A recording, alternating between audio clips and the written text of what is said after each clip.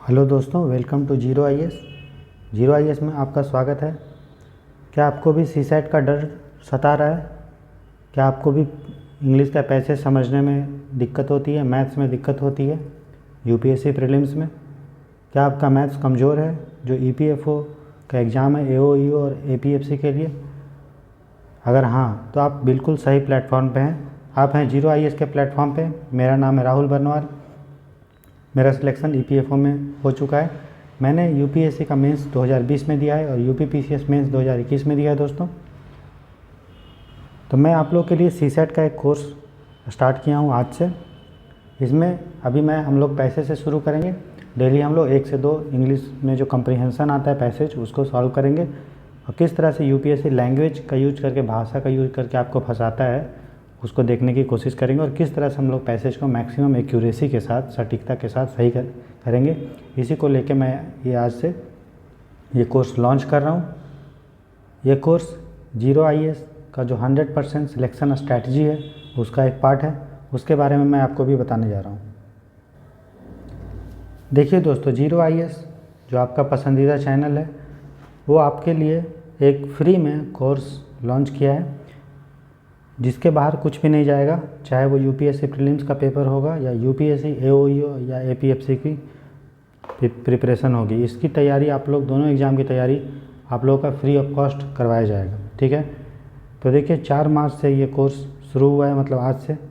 मैंने अभी अपने चैनल पे डीपीपी के तहत डेली हम लोग कुछ क्वेश्चंस जो यूपीएससी प्रीलिम्स में और जीएस में ईपीएफओ का आएगा उसमें इम्पोर्टेंट है, उसके लिए मैंने आज पॉलिटी के कुछ क्वेश्चंस को डिस्कस किया। आप देखिए ज़रा वीडियोज़ में जाके किस तरह से क्वेश्चन को यूपीएससी में जो आता है सिविल सर्विस में या ईपीएफओ में किस तरह से उसको सॉल्व करते हैं।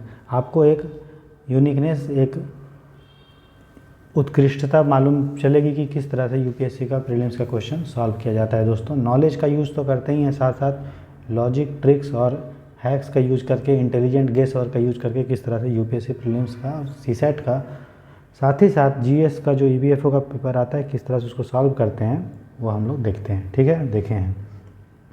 अभी मैं आप लोगों के लिए सीसैट लेके आया हूँ जो आपका ज़रूरी होगा यूपीएससी सिविल सर्विस के लिए, साथ ही साथ ईपीएफओ का एग्ज़ाम के लिए। ये आपका आज 2:30 बजे दोपहर में अपलोड हो जाएगा, चैनल पे आ जाएगा। और इसका पीडीएफ अपलोड कर दिया गया है टेलीग्राम चैनल पे। इसका भी पीडीएफ टेलीग्राम चैनल पे अपलोड कर दिया जाएगा, जिसका लिंक इस वीडियो के डिस्क्रिप्शन बॉक्स में है। दोस्तों, शाम 5 बजे हम लोग इंडस्ट्रियल रिलेशन, लेबर लॉ और सोशल सिक्योरिटी, जिसको औद्योगिक संबंध, श्रम कानून और सामाजिक सुरक्षा बोलते हैं, ईपीएफओ के लिए आएगा एक्सक्लूसिव कोर्स 5 बजे शाम में। और रात में अकाउंटिंग, लेखांकन ईपीएफओ के लिए रात को 9 बजे आएगा। ठीक है। तो अभी हम लोग ये कर चुके हैं। अभी हम लोग का 2:30 बजे ये वाला कोर्स आप लोग के लिए ये प्रोवाइड किया जा रहा है सीसैट का। ठीक है। तो देखिए, बिना देरी किए स्टार्ट करते हैं आज का सीसैट का लेक्चर। आप कमेंट सेक्शन में बताइएगा कि आपको इस लेक्चर कैसा लग रहा है। ठीक है। चलिए, हम लोग शुद्ध देखेंगे आज सीसैट का यूपीएससी प्रीलिम्स में जो क्वेश्चन आया था उसका 2020 का क्वेश्चन। दोस्तों, तो सीसैट जो UPSC prelims, civil service prelims exam हुआ था 2020 का, उसका देखेंगे। ये सेट ए है। इसके आज 2 क्वेश्चन को हम लोग देखेंगे किस तरह से क्वेश्चन सॉल्व करते हैं। ठीक है। तो देखिए, बोल रहे नीचे 5 परिच्छेदों को पढ़िए और परिच्छेदों के नीचे आने वाले प्रश्नांशों के उत्तर दीजिए। इस प्रश्नांशों के आपके उत्तर केवल इन परिच्छेदों पे आधारित होनी चाहिए। ये आपको देखिए, इसको आपको हाईलाइट करना है। जो भी एक पैसेज दिया हुआ है, ठीक है, देखिए हिंदी में पैसेज है, फिर कुछ क्वेश्चंस हैं, उसके बाद इंग्लिश में भी पैसेज है और फिर क्वेश्चंस हैं। तो बोल रहा है कि जो पैसेज का आंसर होना चाहिए, जो परिच्छेद का आंसर होना चाहिए, वो आपका इन परिच्छेदों पे ही आधारित होना चाहिए। आपको खुद से एज्यूम नहीं करना है। बोला, read the following passages and answer the item that below. Your answer to these items should be based on the passage only. Passage के आधार पे ही आपका आंसर होना चाहिए, इसके अलावा इधर उधर आप नहीं भटकें। जो पैसेज में बोला है वो आप समझें। ठीक है। तो देखिए, इस पैसेज को मैं आगे आपको हिंदी में पढ़ देता हूँ और फिर उसके बाद इंग्लिश में पढ़ेंगे। ठीक है। या आगे इंग्लिश में पढ़ते हैं, फिर हिंदी में देखेंगे। देखिए, in India over the last decade or so labour has been departing agriculture. बोल रहा है भारत में लास्ट डिकेड से लेबर जो है कृषि को छोड़ रहे हैं। But is only going to construction and unregistered manufacturing which are not markedly better jobs. बोल रहा है लेकिन वो जा रहे हैं कहाँ पे, कंस्ट्रक्शन में, या अनरजिस्टर्ड जो रजिस्टर नहीं है, वैसे मैन्युफैक्चरिंग में जो अच्छा जॉब नहीं है। कृषि छोड़ के अच्छे जॉब में नहीं जा रहे हैं, वो कहाँ जा रहे हैं भैया, ऐसे ही में जा रहे हैं, कंस्ट्रक्शन में गया, मैन्युफैक्चरिंग में जाओ, अच्छा जॉब नहीं माना जाता, मतलब वहाँ पे सैलरी वैलरी कम होगी। सर्विसेज, जिसके बाद सब बोल रहा है, services where labour tends to be most productive are not generating the additional jobs the country needs. बोल रहा है सर्विस सेवा क्षेत्र जो प्रोडक्टिव है, मतलब जो अच्छा जॉब प्रोवाइड करता है, अच्छा कंडीशन देता है काम करने का, अच्छा सैलरी है, वो ज़्यादा रोज़गार नहीं बना पा रहा है जितना देश को चाहिए।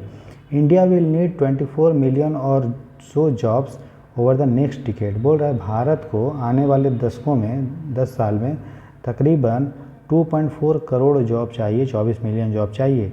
द न्यू सेक्टर जैसे ई कॉमर्स है can be at best close only half the jobs gap.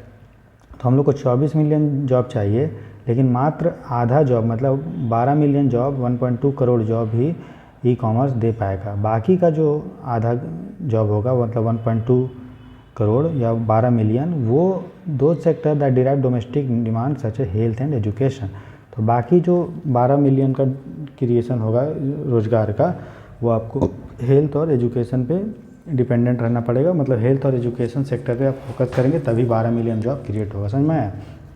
तो क्या मतलब है कि कुछ लोग, बहुत सारे लोग खेती छोड़ रहे हैं, खेती छोड़ के वो अच्छे जॉब में नहीं जा रहे हैं, कहाँ पे जा रहे हैं, तो कंस्ट्रक्शन में जा रहे हैं और अनरजिस्टर्ड मैन्युफैक्चरिंग में जा रहे हैं, जो अच्छा जॉब नहीं है। सेवा क्षेत्र के बारे में ये बोला है कि सेवा क्षेत्र जो है अच्छा तो है, लेकिन ये उतना रोज़गार देश को नहीं दे पा रहा है जितना ज़रूरत है। अभी भारत को आने वाले 10 साल में 24 करोड़ मतलब जो है 2.5 करोड़ के आसपास, मतलब 24 मिलियन जॉब चाहिए, जिसमें से मात्र आधा जॉब ही जो है आपका ई कॉमर्स दे पा रहा है, मतलब अमेजन जो है दे पा रहा है। बाकी का जो आधा जॉब है उसके लिए हमको हेल्थ और एजुकेशन सेक्टर पे डिपेंड रहना पड़ेगा, सेवा क्षेत्र पे, स्वास्थ्य पे और शिक्षा वाले जो क्षेत्र हैं उस पर डिपेंड रहना पड़ेगा। ठीक, अब हिंदी में पढ़ देता हूँ मैं। बोल रहा है कि भारत में पिछले दशक अथवा उसके आसपास श्रमिक कृषि से हट रहे हैं, वो भी वही बोल रहा है, परंतु वे केवल निर्माण तथा गैर पंजीकृत विनिर्माण में जा रहे हैं, जो कि स्पष्टता बेहतर रोजगार अवसर नहीं है। सेवाएं, जहां श्रम की प्रवृत्ति अधिक उत्पादनकारी या प्रोडक्टिव है, अतिरिक्त रोजगार अवसर उत्पादन नहीं कर रही है, जिनकी देश को आवश्यकता है। भारत को अगले दशक में लगभग 24 मिलियन नौकरियों की आवश्यकता होगी। नया सेक्टर ई कॉमर्स रोजगार के अंतर को अधिक से अधिक आधा ही भर पाएगा। केवल वे सेक्टर जो घरेलू मांग को बढ़ावा देते हैं, जैसे सेवा जैसे सेक्टर तथा शिक्षा, शेष आधे भाग को सुगमतापूर्वक भर सकते हैं। समझ में आया? आप क्वेश्चन पढ़िए, परिच्छेदों में निम्नलिखित में से कौन सा एक सर्वाधिक महत्वपूर्ण निहितार्थ है। क्या बोल रहा है कि क्या मतलब जो राइटर है वो बोलना चाहता है, क्या बेस्ट इम्प्लाइड है, क्या आपको समझ में आया, इससे क्या समझ में आया बताइए? यही समझ में आया कि पूरा रोज़गार हम मैन्युफैक्चरिंग और कंस्ट्रक्शन अच्छा रोज़गार नहीं है, अच्छा रोज़गार जो है वो सेवा क्षेत्र है, लेकिन सेवा क्षेत्र पूरा नहीं दे पाता है। नए नए सेक्टर जो ई कॉमर्स हैं वो दे पा रहा है, लेकिन आधा दे रहा है। बाकी का हमको जैसे हेल्थ और एजुकेशन पे डिपेंड रहना पड़ेगा, उन क्षेत्रों में हमको रोज़गार बनाना पड़ेगा, यही मतलब बोल रहे हैं, है ना। अब देखिए पहला कथन है, भारत से शहरी क्षेत्र में श्रमिकों का प्रवासन कम करने के कड़े कदम उठाने की आवश्यकता है।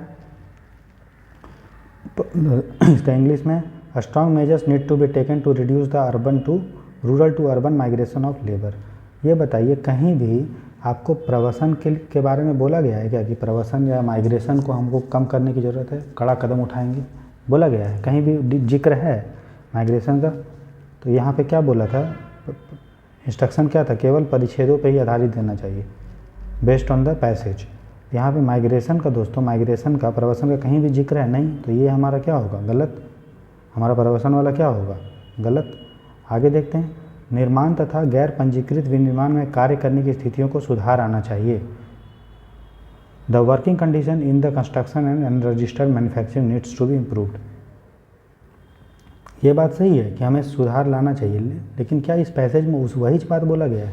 पैसेज में मेनली क्रिएट क्या बोला जा रहा है कि ये जो रोज़गार अवसर बेहतर रोज़गार अवसर नहीं है, इसलिए हमको उन सेक्टर में ध्यान देना चाहिए जो रोज़गार क्रिएट के अच्छे रोज़गार जहाँ पे डेवलप हो, वो बोला जा रहा है। ये नहीं बोला जा रहा है कि यार कि निर्माण और गैर पंजीकृत विनिर्माण में कार्य का सुगमता को अच्छा करना चाहिए, स्थिति को सुधारना चाहिए। ये बोला गया है, कहीं लिखा है? इतना हमने पढ़ा तो कहीं भी लिखा है कि स्थिति बहुत डामाडोल है, इसलिए हमको कंडीशन सुधारना चाहिए? कहीं नहीं लिखा है। तो हमें पैसेज के अकॉर्डिंग हमारा ये क्या होगा, गलत होगा। ये आपने जीएस में पढ़ा होगा कि ठीक है हमको पता है कि कंस्ट्रक्शन सेक्टर में जो है कंडीशन ख़राब है, लेकिन पैसेज के अकॉर्डिंग आपको देना है, परिच्छेद के अकॉर्डिंग, ठीक है, तब आपका कभी गलत नहीं होगा। ये हमारा गलत है क्योंकि वर्किंग कंडीशन के बारे में कोई जिक्र नहीं है।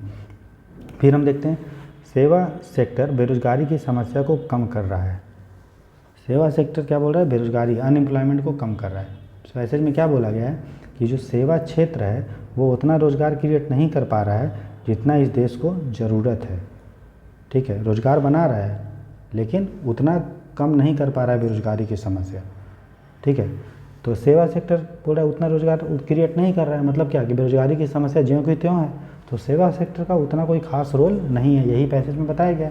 तो ये तो गलत है, ये कम थोड़ी ना कर रहा है, जैसे का तैसे है, ठीक है, तुम्हारा ये गलत होगा। Service sector has been reducing the problem of unemployment. Service sector कहाँ बेरोजगारी की समस्या को दूर कर रहा है? बोल रहा है कि जितना देश को चाहिए रोजगार वो तो दे ही नहीं पा रहा है ना, तो नहीं कम कर रहा, जैसे का तस है। अगला है increased social sector spending is imperative for large scale job creation. बोल रहा है अगर हम सोशल सेक्टर में स्पेंड करते हैं, सोशल सेक्टर मतलब सामाजिक क्षेत्र, सोशल सेक्टर मतलब क्या होता है? सामाजिक क्षेत्र। बोल रहा है बड़े पैमाने पर रोजगार उत्पादन कराने के लिए सामाजिक क्षेत्र में खर्च का बढ़ना आवश्यक है। सामाजिक क्षेत्र मतलब जो समाज से रिलेटेड हो, क्या समाज से क्या क्या रिलेटेड है?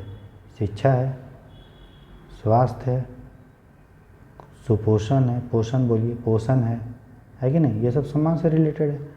तो बोल रहा है कि अगर हमको रोजगार बनाना है भैया तो हमको ना सामाजिक क्षेत्र में खर्च करना पड़ेगा, मतलब शिक्षा में, स्वास्थ्य में, सुपोषण में, ठीक है, हमें किस पे खर्च करना पड़ेगा? सोशल सेक्टर में। तो यही तो बोला गया था दोस्तों कि बाकी का जो आधा जॉब होगा वो हमको हेल्थ और एजुकेशन में देना पड़ेगा, सोशल सेक्टर में। किस सेक्टर में? उन सेक्टर में जो इसमें हेल्थ एजुकेशन। तो हेल्थ एजुकेशन किस में आता है दोस्तों? सामाजिक क्षेत्र में। यहाँ पे क्या लिखा हुआ है? केवल वे सेक्टर जो घरेलू मांग को बढ़ावा देते हैं जैसे स्वास्थ्य तथा शिक्षा शेष आधे भाग को सुगमतापूर्वक भर सकते हैं, मतलब आसानी से भर सकता है, तभी तो हमको उस पर आवश्यक है कि हम बड़े पैमाने पर रोजगार उत्पन्न करें सामाजिक क्षेत्र में, समझे। तो हमारा आंसर होगा दोस्तों 1 का डी। तो इस तरह से आपको पैसेज सॉल्व करना है। पैसेज ध्यान से पढ़िए, उसके बाद उसका मीनिंग निकालिए और फिर आंसर दीजिए। अगर हम इसको जीएस के अकॉर्डिंग करेंगे तो हमारा तीनों स्टेटमेंट सही होगा, लेकिन क्या पैसेज के अकॉर्डिंग सही है ये? नहीं, पैसेज के अकॉर्डिंग नहीं मिल रहा। हमें बोला है कि पैसेज में महत्वपूर्ण निहितार्थ क्या है, क्या पैसेज से मतलब निकल रहा है, और यहाँ शुरू में ही बोल दिया कि पैसेज को पढ़ के बनाइए, यहाँ भी बोल दिया कि पैसेज को पढ़ के बनाइए, यहाँ भी बोल दिया पैसेज में क्या मतलब निकलता है। इसके अकॉर्डिंग मतलब क्या समझे कि पैसेज पढ़िए फिर आंसर दीजिए, ठीक है, समझे दोस्तों। तो ये जो, तो इसी तरह से हम लोग डेली 1 से 2 क्वेश्चन करेंगे। अब आपको धीरे धीरे समझ में आ रहा होगा कि किस तरह से सीसेट को सॉल्व किया जाता है, ठीक है। तो आप देख रहे थे जीरो IAS का चैनल राहुल बर्नवाल के साथ।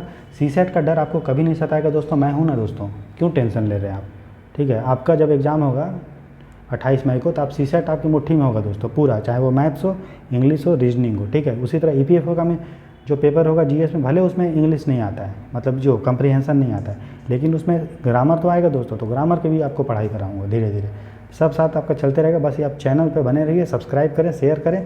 आप देख रहे थे जीरो IAS का चैनल राहुल बर्नवाल के साथ, जो EPFO में से एक सिलेक्टेड ऑफिसर है और उसने UPSC मेंस 2020 में दिया है और UPPCS का मेंस 2021 में दिया है दोस्तों। इसी के साथ बने रहें। Thanks for watching the lecture, have a nice day.